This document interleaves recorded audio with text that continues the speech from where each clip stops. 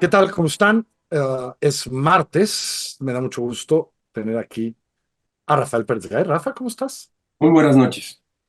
Y Babel Arroyo, ¿cómo estás? No estoy bien, Carlos, estoy No, preocupada. yo sé. A la hora que estamos grabando este programa todavía no tenemos noticias de Jaime Barrera, buen amigo, buen periodista, algunos años director de Milenio en Guadalajara. En fin, no estamos bien, pero esperando que pasen buenas cosas. Solo lo mejor, que aparezca Jaime, que aparezca pronto.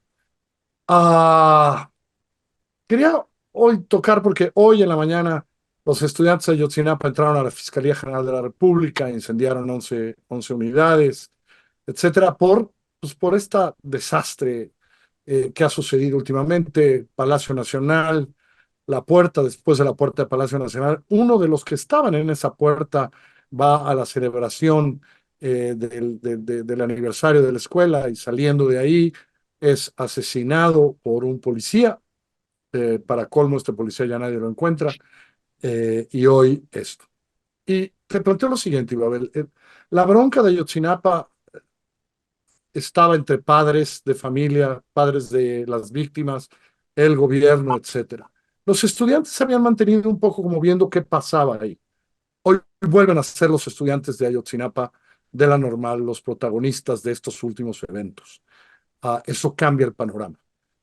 Y no es bueno, creo, para nadie. No es bueno bueno, Guerrero es un desastre, pero tampoco es bueno para el presidente, no es bueno para nadie, pues, ¿no? Y a ver, Sí, fíjate que desde mi perspectiva, el actual gobierno, es decir, el gobierno presidido por Andrés Manuel López Obrador, adolece de un problema que también tuvo el gobierno de Enrique Peña Nieto. Y eso tiene que ver con la ceguera frente a lo que puede hacer un grupo que está inconforme, que está dolido, que protesta y que no es escuchado. Uno puede decir que el caso de Ayotzinapa es uno de los casos con más atención que ha habido nunca, porque efectivamente vinieron fiscales de otras partes del mundo, se pidió asesoría, hubo apoyo ciudadano, vigilancia extragubernamental, pero al mismo tiempo que todo eso sucedía, y creo que lo pagó muy caro Enrique Peña Nieto, al mismo tiempo que la parte judicial avanzaba con mucha atención, el gobierno era petulante y menospreciador de un grupo de un grupo y de la opinión que este grupo generaba en torno a sí mismo. Yo no creo que los padres de Ayotzinapa van a encontrar una verdad que los satisfaga, pero tampoco creo que un gobierno deba de atender solo a quienes tienen una demanda con razón.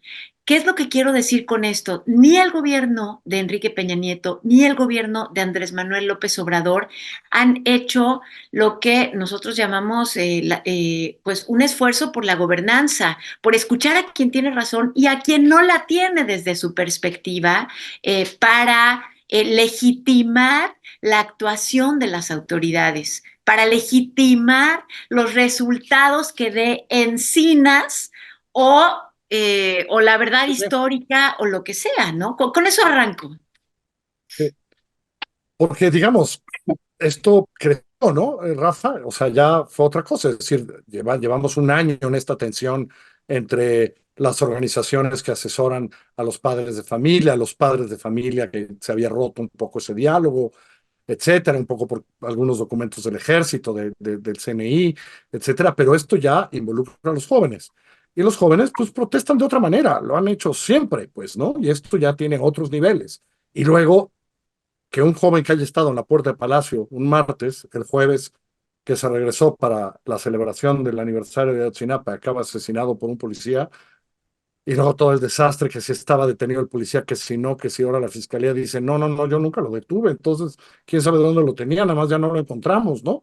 Desastre absoluto una vez más, ¿no, Rafa? Sí, desde luego, un absoluto desastre que pone una vez más para, digamos, empezar pues, la catástrofe de algunas zonas de nuestro poder judicial y de la forma en que se ha llevado esto. Efectivamente, Enrique Peña Nieto fue víctima de, bueno, de su propia ineptitud y Andrés Manuel López Obrador ha sido víctima de sus promesas de campaña, de su soberbia y de la devolución, la regresión, quiero decir, a un momento que parecía que se había por lo menos dejado atrás. ¿Cuál es ese momento? El momento de volver a la violencia, el momento de la sospecha, el momento de todos mienten, el momento de nadie puede aquí salvarse. Me parece que eso es el momento que estamos viviendo. La promesa es, yo aclararé y voy a crear la comisión de todas las verdades y les voy a decir lo que ocurrió, cuando todos sabemos que en esta enorme tragedia ya nunca podremos averiguar realmente lo que ocurrió. Esa es la postura que yo tengo como un observador, como un lector de periódicos, como un seguidor de los libros que se han escrito. Y eso es dramático, es trágico para quienes, para todas las familias que han sufrido la pérdida trágica de sus hijos y de sus parientes. Por otro lado, también debo decir que no simpatizo, nunca he simpatizado con la forma en que protestan los estudiantes, no solo de la normal de Ayotzinapa, sino en general quienes lo rodean. Hay gente de la coordinadora. Recordemos que estos mismos jóvenes, o algunos de ellos, quemaron el Congreso de Guerrero, quemaron la biblioteca de Guerrero. Se pusieron en la carretera, murió quemado un trabajador de una gasolinería, hay violencia, hay robo, hay exacción y hay despojo. Y yo con eso tampoco puedo estar de acuerdo. De modo que el panorama no puede ser más oscuro Claro, realmente en este caso. Eso es lo que pienso. porque, porque además, agrego esto, Isabel, contexto. Todos sabemos cómo llegó la gobernadora a donde llegó. Así La es. crisis de seguridad en Guerrero últimamente, pues hizo que la fiscal renunció hace 2 semanas, nadie entiende por qué.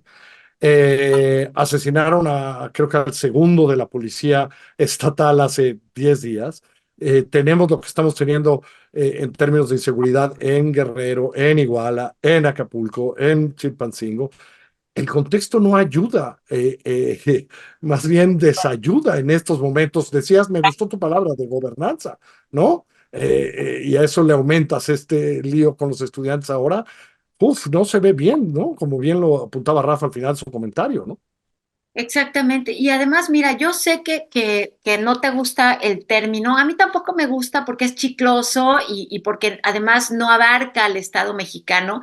Pero esto de hablar de un Estado fallido, un Estado agujerado, débil, en vías de colapso, se puede aplicar perfectamente a Guerrero si por lo menos utilizamos los tres mínimos de la función de un Estado que tendríamos que ver que tendríamos que ver en ese territorio, que es el de la legitimidad, la capacidad para garantizar la seguridad y la capacidad de hacerse de recursos para controlar el territorio. Eso no está sucediendo en Guerrero y aunque existe el Estado mexicano de una manera mucho más amplia, que es a través del gobierno federal y las instituciones federales, que de alguna manera uno podría decir, bueno, pues que entren y arreglen la cosa, pues tampoco tiene el gobierno federal y las instituciones nacionales la legitimidad que requiere el Estado de Guerrero y otros, pero ahorita estamos hablando de Guerrero, pero esa legitimidad que necesitan para que la gente diga, uno, se cumple la ley, dos, ellos son los que aplican la justicia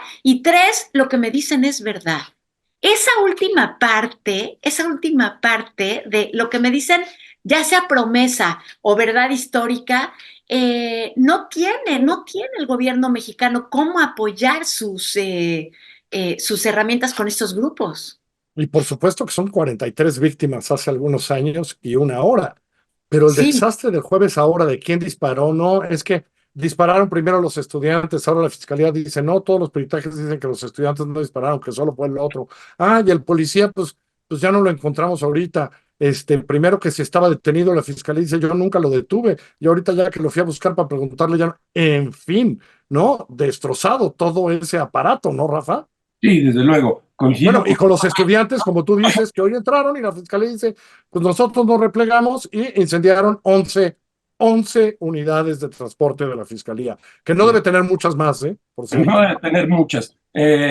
Efectivamente, hablamos de Guerrero y Guerrero es un estado que desde hace muchos años es un estado perdido en el sentido que nos está explicando muy bien Ibabel. Y para empezar, porque es incapaz de ofrecerle seguridad a la gente que gobierna, la gobernadora, que sabemos muy bien en qué condiciones llegó a la gobernatura, sabemos muy bien en qué condiciones está hoy ese estado. Está prácticamente perdido, son caminos sin ley, porque el crimen organizado parece haber tomado a ese estado. Tiene razón Ibabel, hay otros, pero ahorita estamos hablando de este caso trágico, dramático que es Guerrero, y no parece haber ni la voluntad, ni el conocimiento de intervenir de algún modo que no sea decir, salieron tantos miembros del ejército y vamos a tomar Chilpancingo. No lo hay. Y no lo hay porque hay,